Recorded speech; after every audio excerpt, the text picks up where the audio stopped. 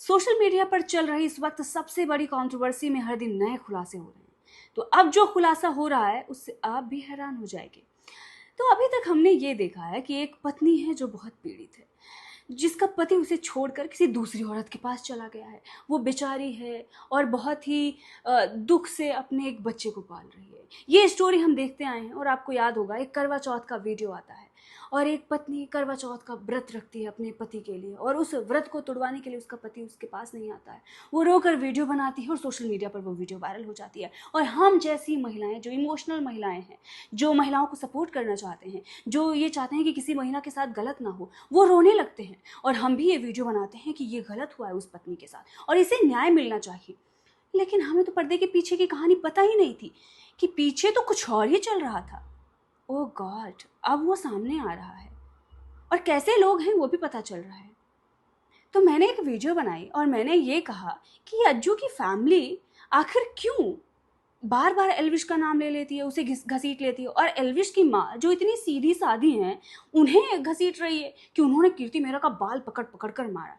मतलब आप इस बात पर कोई सेंस है, विश्वास कर सकते हैं? जब एल्विश के खिलाफ पूरी दुनिया खड़ी हुई थी और इतनी गंदी गंदी बातें उनके बारे में बोली जा रही थी, तब तो उन्होंने एक शब्द तक नहीं निकाला। नेशनल टेलीविजन पर एक एंकर उनसे बदतमीजी कर रही थी, तब भी उन्होंने कुछ नहीं बोला। आपको लगता है कि अगर मान लो कुछ हुआ होगा तो वो उस लड़की को मारेंगे जिससे उनका बेटा प्यार करता था? हो ही नहीं सकता। तो आप एक ऐसी माँ को इस पूरे मामले में घसीट रहे हो जो बहुत ही प्यारी है, और आप एक नंबर के गलीच इंसान हो।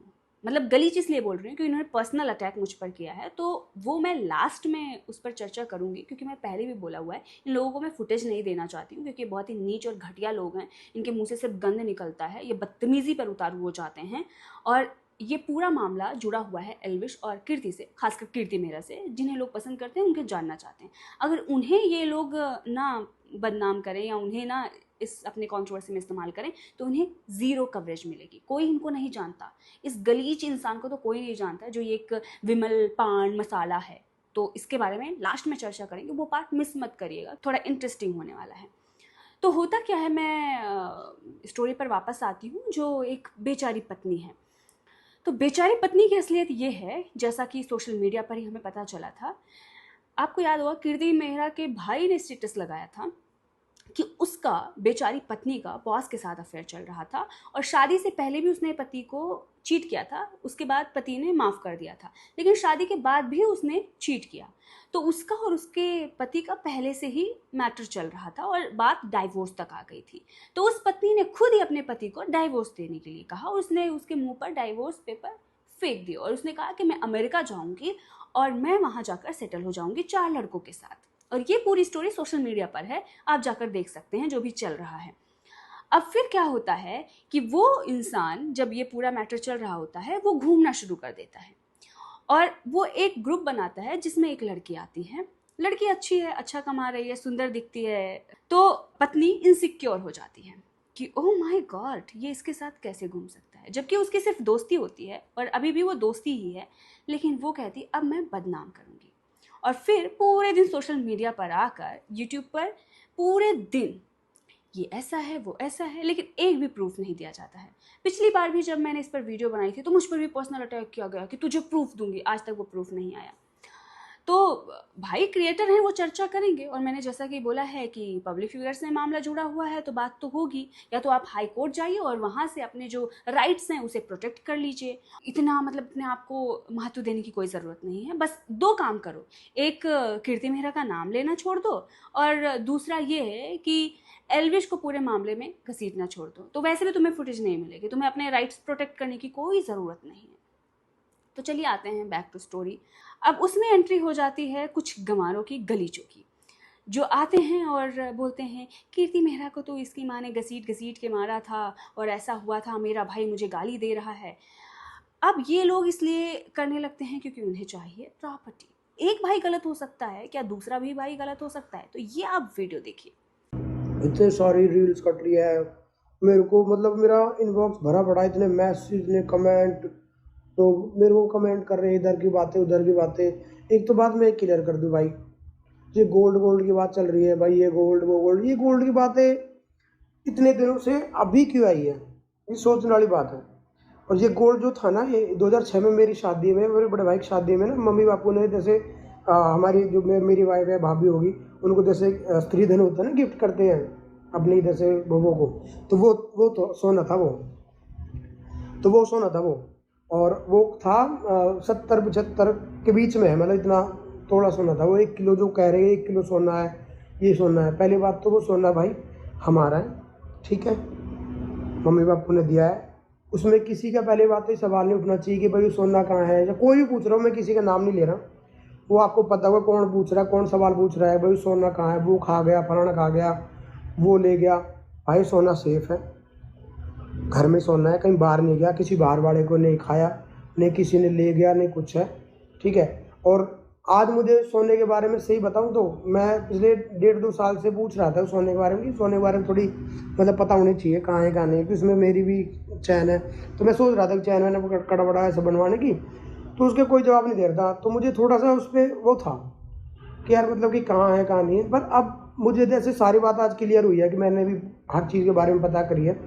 भाई वो सोना पहले मुझे नहीं लग रहा था सेफ़ है, पर वो सोना बिल्कुल सेफ़ है, 1 नंबर। अब जी का मुझे पूरा यकीन है, मतलब हर चीज़ पे अब पूरा यकीन है, सोना एकदम सेफ़ है, किसी ने नहीं खाया। और दूसरी बात, एफडी के बारे में बात कर रहे थे भाई कुछ लोग। पहली बात तो मैं थोड़ा सा तो अकल लगाओ यार, ये 90s का वो टाइम नहीं चल रहा कि ऐसे अंगूठा लगा दे ज़मीन तुम्हारे नाम हो गई। यार एफडी है वो छोटी मोटी एफडी नहीं है। अगर चल 5,000 की भी एफडी होती है, तो आप बैंक में जाओगे तो आप ऐसे ही किसी से साइन करा के ऐसे ही थोड़ी नाम करा लोगे। और बड़े बूढ़े अगर साथ में भी हो, ठीक है, बड़े बूढ़े साथ में भी हो आपके, तो अगर वो आप 1,000 रुपये निकलवा लो तो पूछते कि कितने पैसे निकलवा रहे हैं, कौन है, उनका नंबर भी होता है, ऐसे कि फ्रॉड साइन। और दूसरी बात, हमारी मम्मी भाई साइन करती नहीं, वो अंगूठा लगाती है, ठीक है, दूसरी बात ये। तीसरी बात, दुकान की आ रही थी भाई, शॉप पे लोन ले दिया, उसको दे दिया, उसको दे दिया, कोई लोन नहीं है भाई, क्लियर है। और ये बातें मैं क्यों बोल रहा हूँ, क्योंकि ये बातें इन्वॉल्व मुझे कर रही है, क्योंकि उसमें मेरा भी बराबर का हक है, तो इस बारे में बोल सकता हूँ। किसी के पर्सनल मैटर में मैं नहीं बात कर रहा भाई, मियाँ बीबी के चल रहा है उसमें मैं नहीं बोल सकता, क्योंकि उसमें मैं बोलूँगा तो लोग बोलते कि भाई, मतलब हमारे बोलते हैं, और तो कर किसी कौन बोल रहा है कि भाई ये भड़का रहा है, वो कर रहा है, इस बारे में उस बारे में कोई बात नहीं कर रहा। और रही बात गोल्ड की, भाई गोल्ड सेफ है, किसी का नाम मत लो खामा खाम। और एक चीज़, हाँ, वहाँ पे हाथ उठाया, ये मेरे को बहुत कमेंट आ रहा है, बहुत मैसेज आ रहे हैं पर्सनल कि भाई आपके भाई ने माँ पे हाथ उठाए, उठाना नहीं चाहिए। भाई जो बोल रहा है ना भाई, 2 बच्चे उसके भी हैं, ठीक है, घर का ही बोल रहा है मेरे को। मैं नाम लूँगा ना फिर खामा खाम वही है, चेप होएंगे मेरे पहले की तरह, जैसे आपने मेरी वीडियो देखी है। तो बच्चे आपके भी हैं और 2 बच्चे मेरे भी हैं, मैं धर्म दे दूँगा और ये आप दे दो, और 6 मम्मी के तो 5 बधरे, और मम्मी धर्म दे देगी अगर अर्जुन ने मम्मी पे हाथ उठाए तो, ठीक है, एक बात ये होगी। और क्या थी, हाँ, और कुछ लोग ये कह रहे थे कि अरे तू क्या मर्द है, क्या मर्द है, तू तो लड़कियों से पिट गया। अगर मैं हाथ उठा देता तो आप ही लोग ये कहते कि अपनी बहनों पे हाथ उठा दिया, या उस पे हाथ उठा दिया, या उस पे हाथ उठा दिया, फिर आप कहते कि ना मर्द है। तो ये चीज़ें तो आप ऐसे मेरे को भड़काओ मत, ठीक है, कि भाई आपने हाथ उठाना चाहिए, ये करना चाहिए, ठीक है। अब जिसे थोड़ी मैं बात मानता हूँ कि उसने गुस्से गुस्से में थोड़ा बहुत बोल दिया है, वो उसकी मिस्टेक मैं मानता हूँ कि हाँ इतने गुस्से में नहीं बोलना चाहिए। पर वो बेचारा क्या करे यार, उसके साथ 2 साल, 1.5-2 साल हो गए, उसको इतना टॉर्चर करा है, मेरे हिसाब से इतना शायद ही कोई सहन कर सकता है। मैं तो नहीं करता, देख, उसी से मैंने थोड़ा सहन करना सीखा है। वो फिर भी बहुत सहन करके ना, वो आदमी होता है ना अंदर एकदम भर चुका है, वो क्या करे एकदम से। तो ये है अज्जू के भाई का वीडियो, दक्ष नाम है इनका। ये खुद बता रहे हैं कि इनके साथ भी ऐसा हुआ है। और अज्जू की अगर फैमिली की हिस्ट्री आप देखेंगे तो पहले भी इनके यहाँ यही सब चलता है, ये गलीचपना। तो ये आज से नहीं है, बहुत पहले से है। अब जब इन्होंने एल्विश का नाम लेना शुरू कर दिया, इन्होंने कीर्ति मेहरा को इसने घसीटा, तब ये मामला चलने लगा और इस पर लोग बात करने लगे। लेकिन इनका फैमिली बैकग्राउंड ही यही रहा है।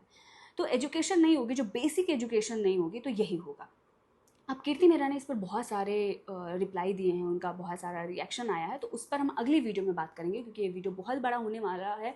तो इसमें हम थोड़ी ही चीज़ें रखेंगे। पुरानी जो वीडियो है मेरी, जो इससे पहले मैंने बनाई थी, उसमें ये कह दिया था मैंने कि ये व्यूज़ के लिए सब कर रहे हैं। तो इससे तो एक कोई विमल पान मसाला करके है, तो उसको बुरा लग गया।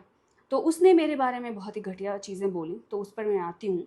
लेकिन मैं ये बता दूँ कि ये लोग सिर्फ व्यूज़ के लिए नहीं कर रहे हैं। कुछ लोग व्यूज़ के लिए कर रहे हैं, कुछ अपनी चीज़ों को छिपाने के लिए कर रहे हैं कि मेरी चीटिंग को बर्दाश्त कर लिया जाए और मैं उसे जस्टिफाई कर पाऊँ, तो उसके लिए कर रहे हैं, बदनाम करने के लिए कर रहे हैं दूसरों को। तो कुछ लोगों को प्रॉपर्टी चाहिए, व्यूज़ के साथ साथ वो भी चाहिए। तो ये सब चीज़ें चल रही हैं भाई सोशल मीडिया पर। अब ये जो विमल पान मसाला जो मुझ पर अटैक कर रही हैं, तो पहली बात आपको बता दूं कि हम यहाँ पर किसी का पक्ष लेकर नहीं बैठे हुए हैं। जब आप लोग शुरुआत में रो रहे थे ना, तब भी हमने ही वीडियो डाला था। ऑडियंस को ज़्यादा दिन तक आप बेवकूफ़ नहीं बना सकते हो, उसको पता है कि क्या चल रहा है। अभी भी कुछ लोग हैं, क्योंकि उन्हें भी बेसिक एजुकेशन की ज़रूरत है, जो आप लोगों के साथ अंधे होकर आकर मुझे गालियाँ दे रहे हैं, किसी को गालियाँ दे रहे हैं, उनकी भी आंखें खुलेंगी कुछ दिन बाद। तो इनका ये कहना है कि भारत शो ने वीडियो इसलिए बनाया, आंचल ने वीडियो इसलिए बनाया क्योंकि इसे खाने के पैसे मिल गए। तो तुम्हारी औकात नहीं है हमें पैसे देने की। मेरी डाइट बहुत एक्सपेंसिव है, तो तुम अफोर्ड नहीं कर सकते, तो खाने की बात छोड़ ही दो। और बात बात में तुम्हारी ये जो भैंस आ जाती है ना, भैंस खिलाने से आगे बढ़कर अगर तुमने 2 अक्षर पढ़ लिया होगा, काखा गाघा पढ़ लिया होता ना, तो ये करने की, गलीचपना करने की ज़रूरत नहीं पड़ती। थोड़ा तो पढ़ लिख लेती तो थोड़ा सेंस आ जाता। मतलब इतना गलीच इंसान तो मैंने कोई देखा ही नहीं है, जिसे ना हिंदी आती है ना इंग्लिश आती है। और मुझे तुम्हारे साथ कंट्रोवर्सी करने में ना कोई दिलचस्पी नहीं है। मतलब सोचो कितना बुरा लगेगा, आंचल सिंह वर्सेस विमल पान मसाला, चौथी फेल। पता नहीं चौथी फेल है या स्कूल भी नहीं गई हैं, मुझे नहीं पता। और दूसरी बात, जो तुम मेरे पति पर आ गई कि तुम घटिया औरत हो, ओह गॉड, अपने जैसे समझा है और तुम्हारा पति दूसरी वाइफ ले आएगा। बहुत क्लासी लोग हैं, हमारे यहाँ ये सब नहीं होता। और मैं अपने फ्यूचर हस्बैंड से कहना चाहूँगी कि अगर वो इन फ्यूचर कभी ऐसा करता भी है तो 1 साल के अंदर ना करे, क्योंकि इसने ये कहा, इस गलीच ने, कि 1 साल के अंदर ऐसा हो कि तुम्हारा पति तुम्हारी छाती पे दूसरी औरत ला के बिठा दे तो हम भी न्यूज़ दे रहे होंगे, पहले न्यूज़ बोलना सीख तो लो। मतलब मैं तो बिल्कुल पसंद नहीं करूँगी, मैं बर्दाश्त ही नहीं कर पाऊँगी कि ये गलीच जो चौथी फेल है वो मेरे बारे में न्यूज़ दे रही होगी। तो इसीलिए मैं अपने हस्बैंड से कहूँगी कि वो 1 साल के अंदर दूसरी औरत ला के ना बिठाए। भले ही 1 साल 1 महीने के अंदर ले आए, लेकिन 1 साल के अंदर ना लाए, क्योंकि 1 साल में ये गलीच मेरे बारे में न्यूज़ दे रही होगी। मैं वो बिल्कुल बर्दाश्त नहीं कर सकती। मतलब एक पल के लिए मैं दूसरी औरत भी बर्दाश्त कर लूँगी, पर मैं ये नहीं कर पाऊँगी।